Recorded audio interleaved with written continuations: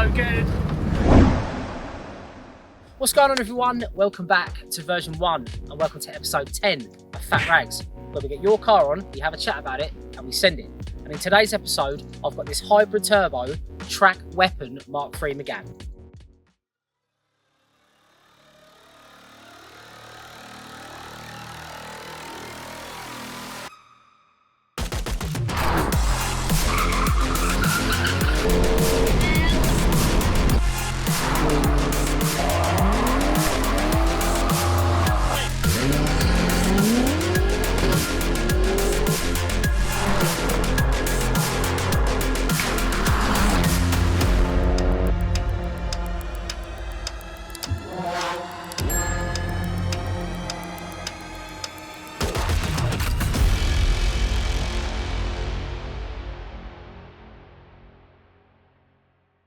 So before we get into today's video, as per usual, make sure you leave a like rating if you enjoy this content, hit that subscribe button if you're new, and ring the bell notification to find your way back for any future content.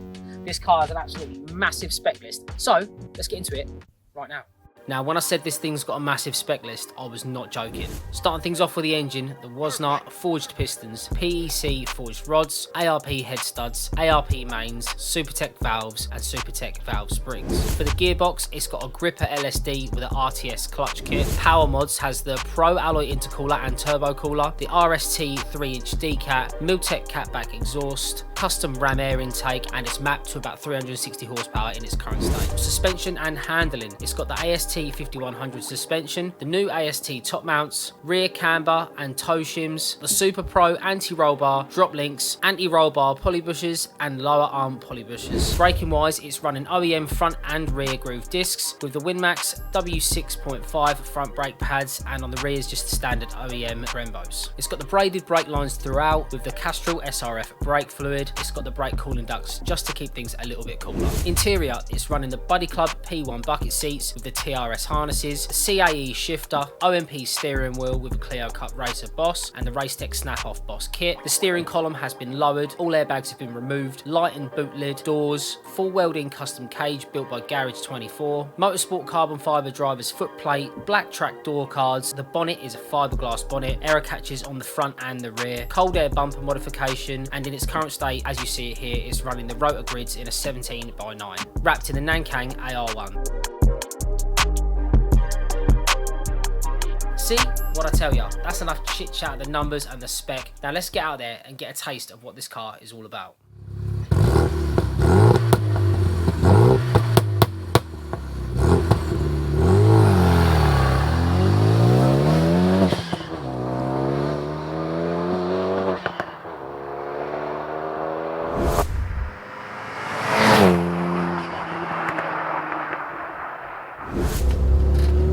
So first things first, I'm too short for this seat.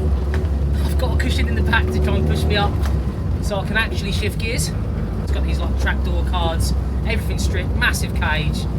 So I'm looking forward to how this feels when I actually get on it.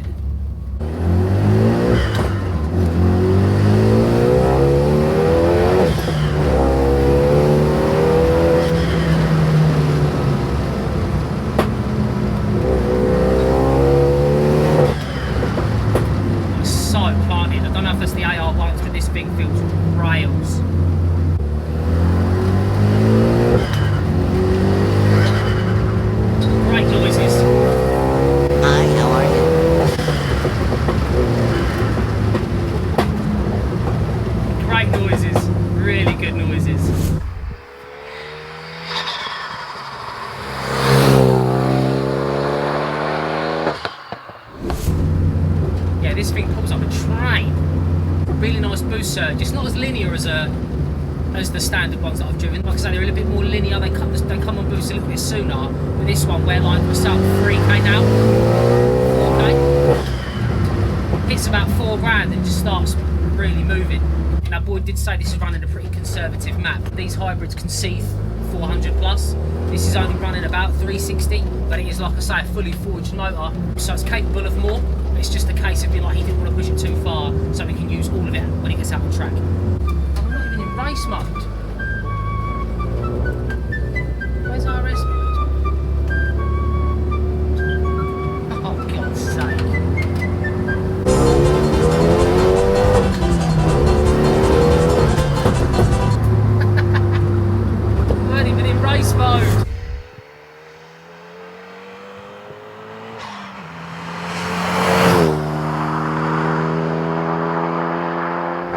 driven club spec sort of Megs before, the previous video on one, very similar, like white colour, lots pack and all that stuff.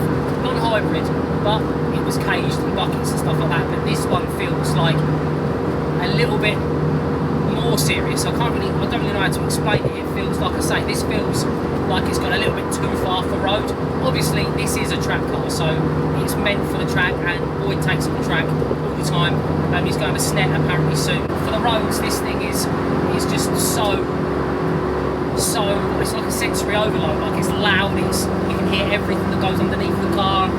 It's like I say, it's fairly stiff. You feel every undulation in the road, but it feels very taut. So once we got the back roads, I'm sure it will come alive a little bit more.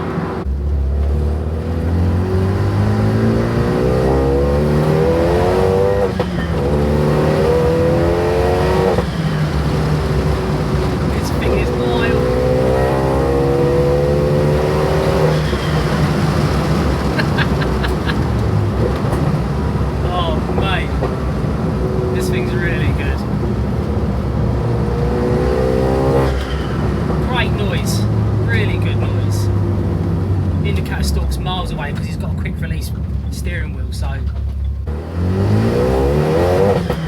Fritz up well. Oh, Skoda, you're killing me. You're putting me in the bush, are you?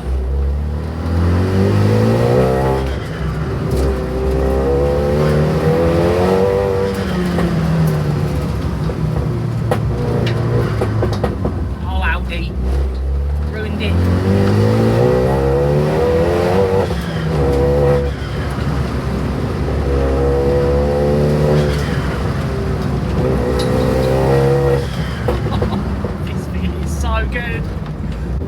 This is your track day cardboard, because if you had this on the road, you lose your license in no time.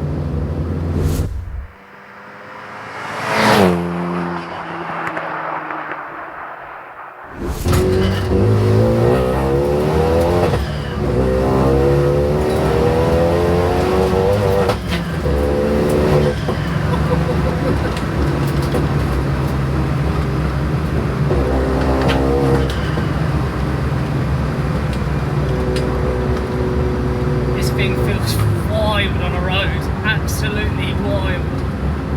It's so, like, I say stiff, it's like obviously set up for track, but it's so planted, it's so solid that when you get over a bump, you hear it just going like, you hear it like you feel like every undulation in the road.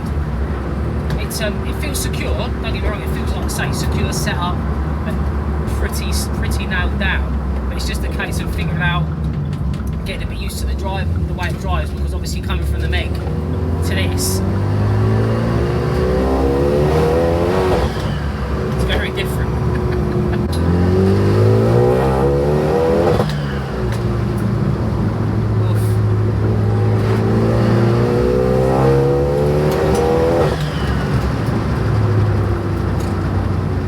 This thing feels properly sorted as well. I don't know if it's this platform or the fact that I've driven pretty highly strung ones of these, but they just make you feel so safe in the seat. Like,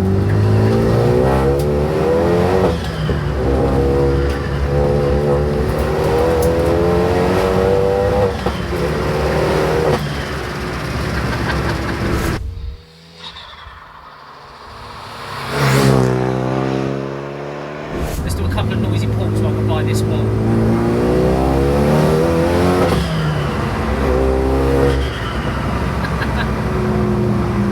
Turbo sounds great. One last pull before we give her back.